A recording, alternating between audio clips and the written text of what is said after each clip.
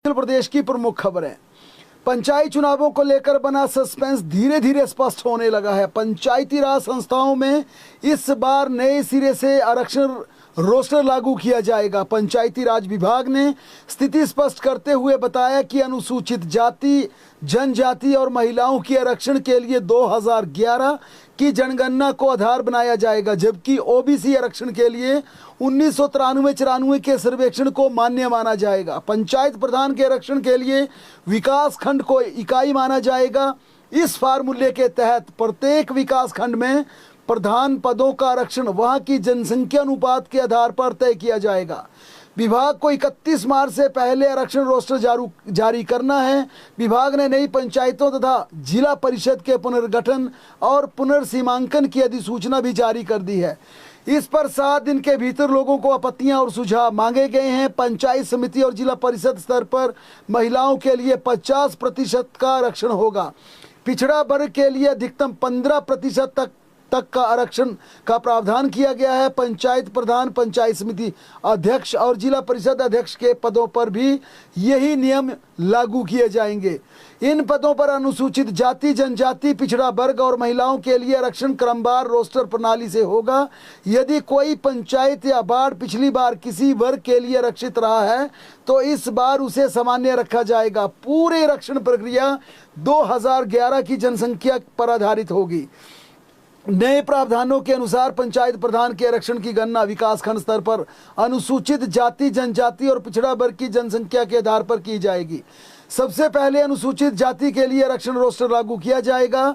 जिन पंचायतों में अनुसूचित जाति की जनसंख्या अधिक होगी वहां प्रधान पद पहले आरक्षित किए जाएंगे। यदि किसी पंचायत में अनुसूचित जाति की जनसंख्या 5% से कम है तो वह पद इस वर्ग के लिए आरक्षित नहीं होगा।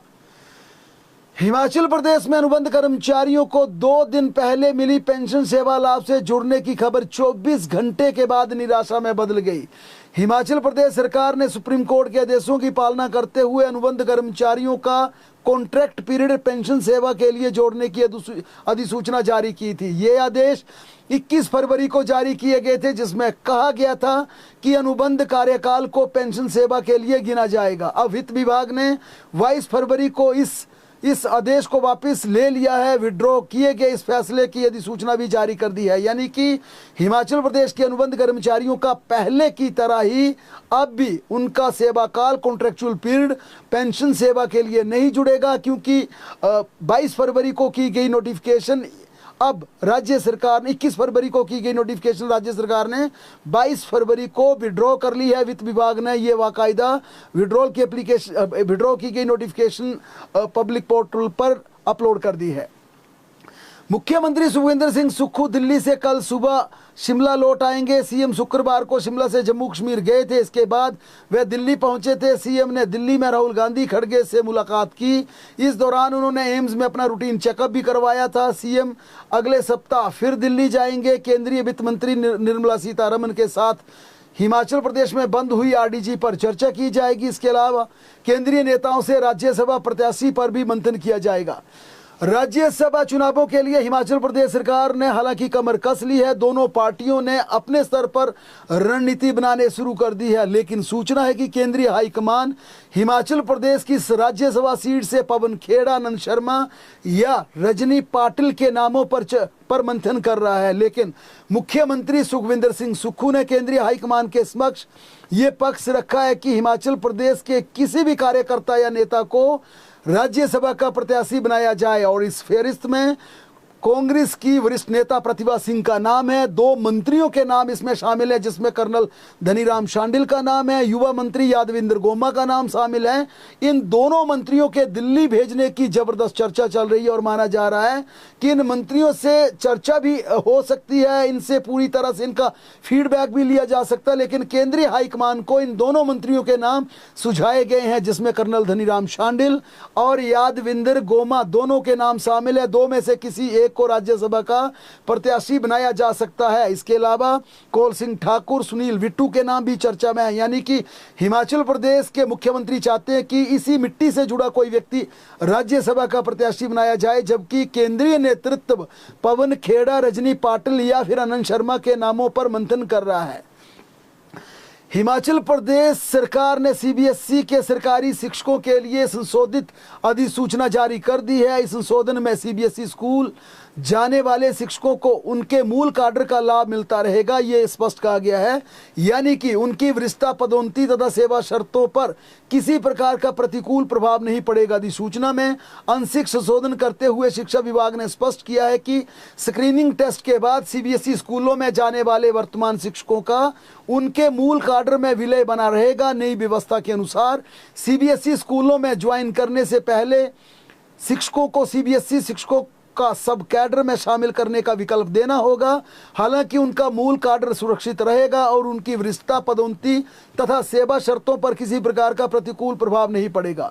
सरकार ने यह भी स्पष्ट किया कि पदोन्नति की स्थिति में सीबीएसई स्कूलों में तैनात शिक्षक उपलब्ध रिक्तियों के आधार पर गैर सीबीएसई या सीबीएसई स्कूलों में पद स्थापना के लिए पात्र होंगे।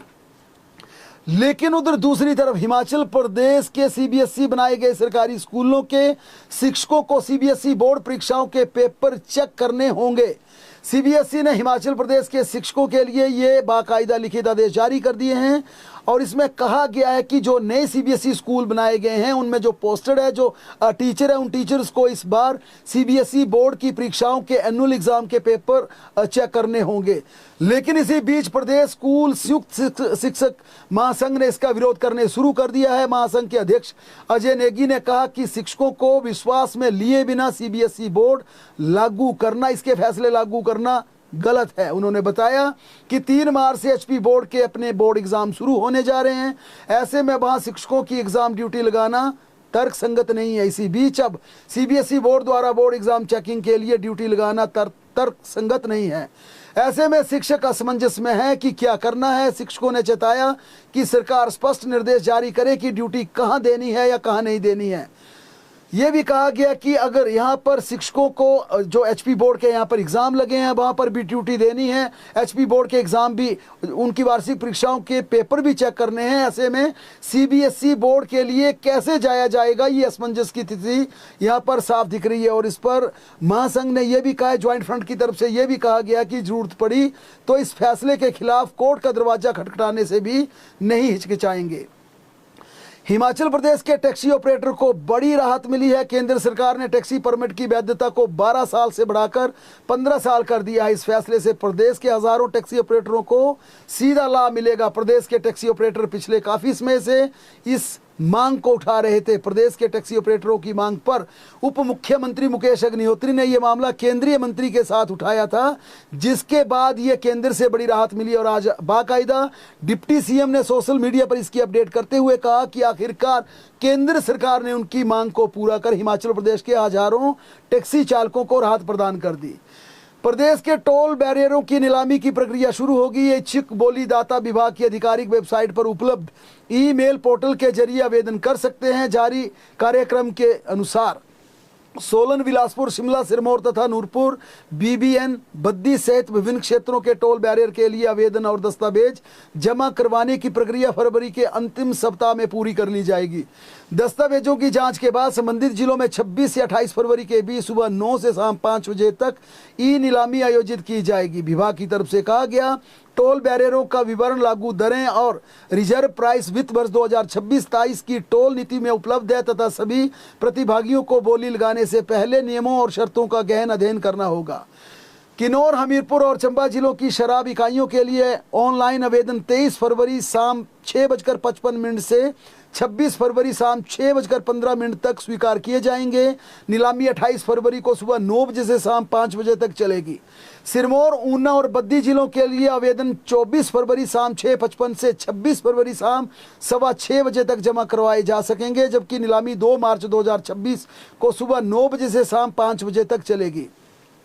सोलन, कांगड़ा और बिलासपुर जिलों के लिए आवेदन 25 फरवरी शाम 6:55 से लेकर 27 फरवरी शाम 6:30 तक स्वीकार किए जाएंगे। नीलामी 3 मार्च को सुबह 9 बजे से लेकर शाम 5 बजे तक चलेगी। इसी तरह से मंडी और नूरपुर के लिए आवेदन 26 फरवरी शाम 6:55 से लेकर 28 फरवरी शाम 6:15 तक जमा करवाए जा सकेंगे। नीलामी 5 मार्च को सुबह 9 बजे से शाम 5 बजे तक आयोजित की जाएगी।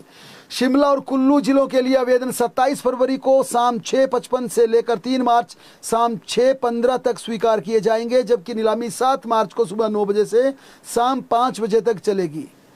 हिमाचल प्रदेश में कांग्रेस कार्यकारिणी का गठन 15 मार्च से पहले कर लिया जाएगा। अपने दिल्ली दौरे के दौरान कांग्रेस अध्यक्ष विनय कुमार ने पार्टी हाईकमान को अपनी सूची सौंप दी है। सूत्रों के अनुसार पहले चरण में राज्य कार्यकारिणी में 50 से 60 पदाधिकारियों को दायित्व सौंपा जाएगा और इसके बाद पूरी प्रक्रिया को चरणबद्ध तरीके से अमली जामा पहनाया जाएगा।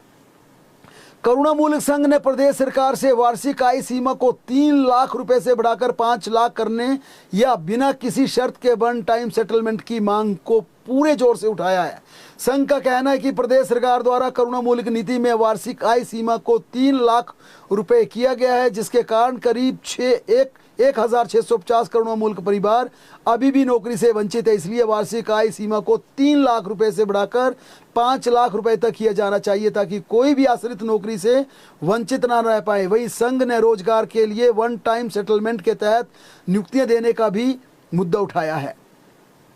हिमाचल प्रदेश में बढ़ती चिट्टा तस्करी पर अंकुश लगाने के लिए सरकार कड़े नियम बना रही है। अब चिट्टा तस्करी में पकड़े सरकारी कर्मचारी बिना विभागीय जांच के बर्खास्त किए जाएंगे। कार्मिक विभाग ने सभी प्रशासनिक सचिवों, विभागाध्यक्षों को इस संबंध में कड़े निर्देश जारी कर दिए हैं। मंडलायुक्तों, उपायुक्तों, बोर्ड निगमों के एमडी, विश्वविद्यालयों के कुल सचिवों को भी पत्र भेजे गए हैं। आदेश में यह भी कहा गया है कि विशेष परिस्थितियों में और तथ्यों की गहन जांच के बाद ही इस तरह की कार्रवाई की जाएगी। ऐसे